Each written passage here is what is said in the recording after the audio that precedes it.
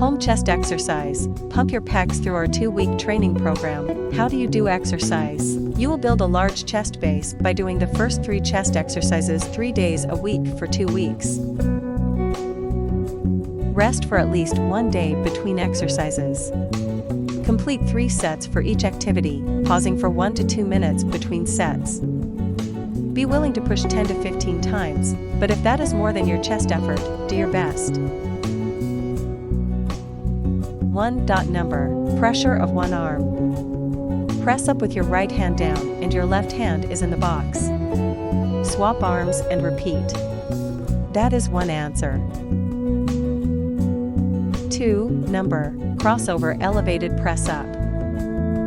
Press with one hand with the left hand in the box. From the first position, raise your right hand and place it next to your left. Move your left hand down to the floor, arms apart at shoulder width apart. Do a press up.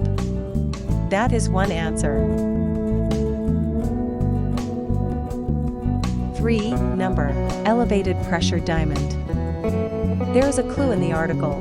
Make a diamond pressure, but with both hands in the box. Work is over.